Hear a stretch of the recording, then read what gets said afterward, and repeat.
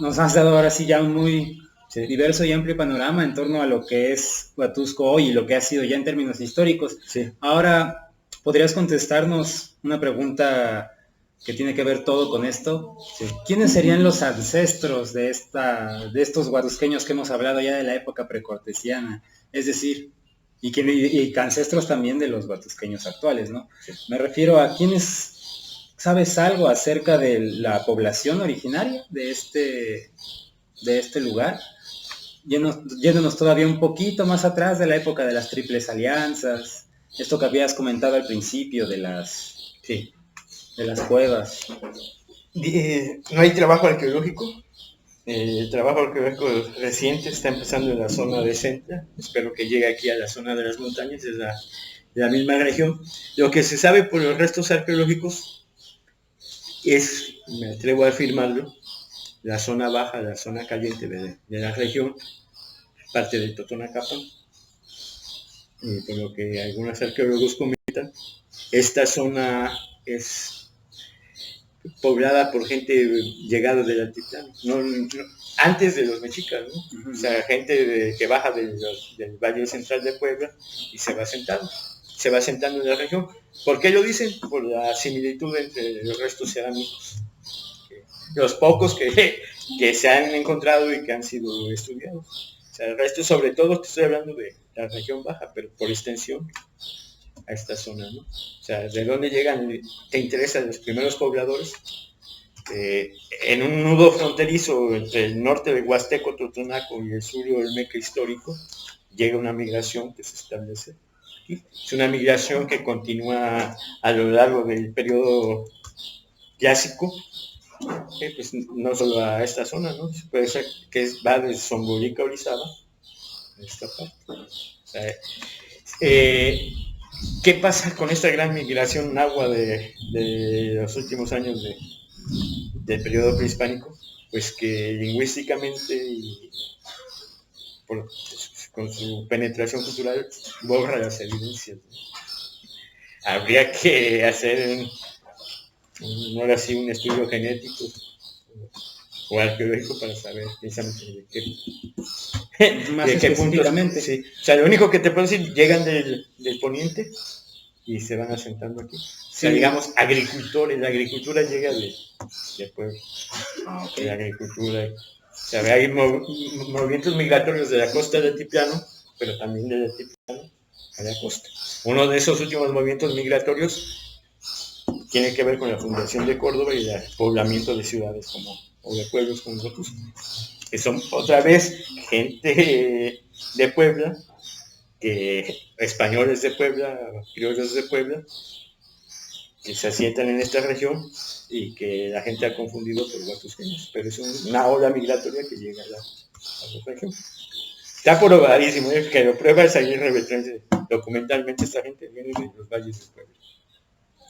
Sí, esta última pregunta me parecía importante porque uno de los objetivos del canal del Yabunzo es el de promover un interés por la tradición, el amor por la tradición y el arraigo a la tradición. Pero bueno, habría que entender esta tradición como una cosa más compleja de lo que de pronto se nos ha presentado, ¿no? Esta idea de que los indígenas de pronto solo son una masa homogénea, donde no podemos distinguir uno de otro, y aquí yo por eso te pedía esta cuestión de los pobladores originarios, para tratar de resaltar el hecho de que dentro del propio periodo previo a la llegada de los españoles y de los europeos italianos más tarde, ya antes había habido una sociedad multicultural. Un crisol. Un crisol. Un crisol.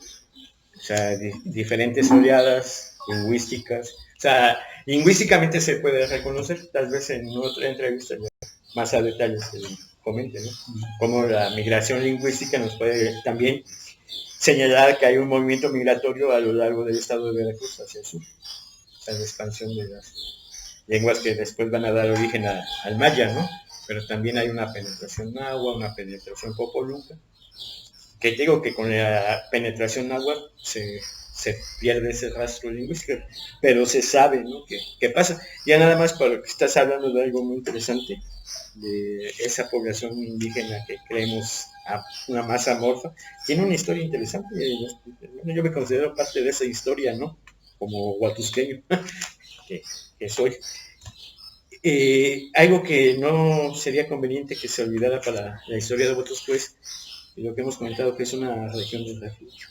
Cuando, por su aislamiento, cuando empieza la guerra de intervención, llega el ejército francés, muchos franceses desertaron y se quedaron en la región de Huatusco. Es una historia poco sabida. Bueno, ¿por qué llegan los franceses y por qué no combaten, no? Debemos recordar que en 1848, cuando los norteamericanos nos roban, no quiero usar la palabra, nos roban más de la mitad del territorio, casualmente se descubre oro, ¿no?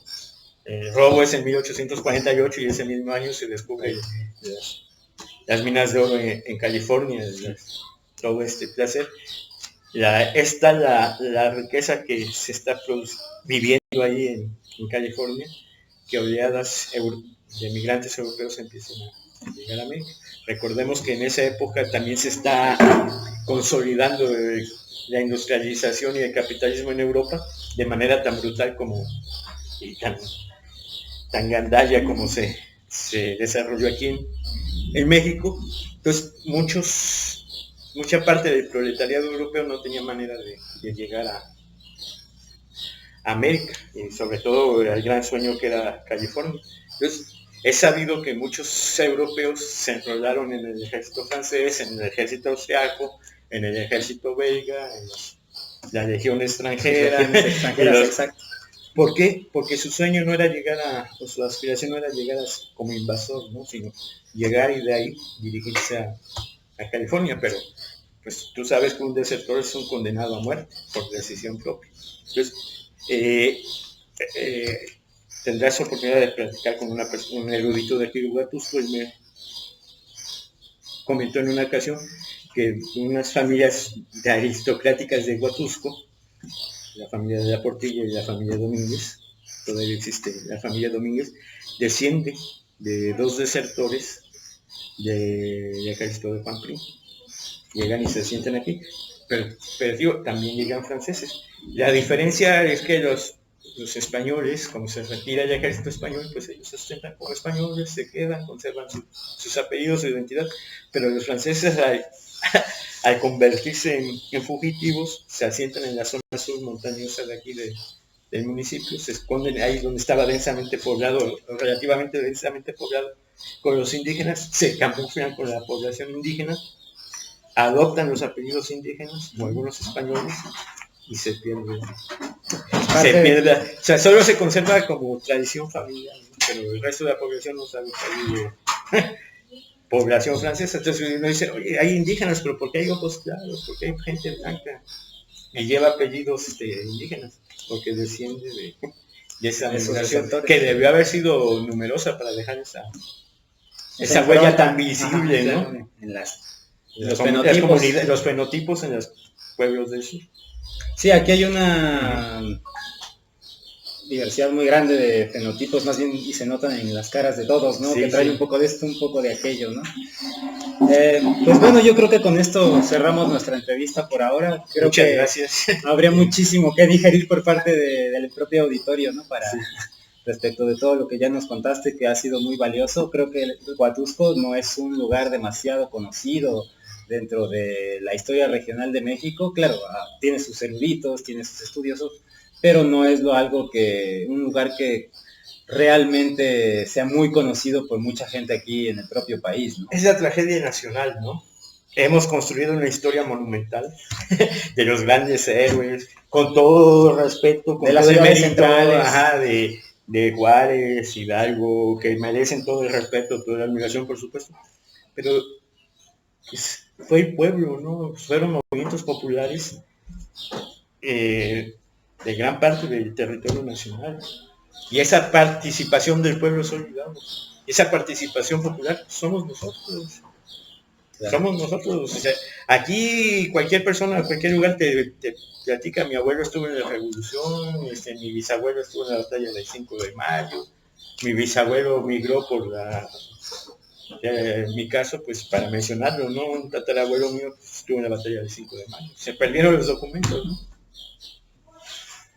Como muchos, porque aquí sabemos que aquí también se refugiaron los liberales cuando la intervención francesa era así.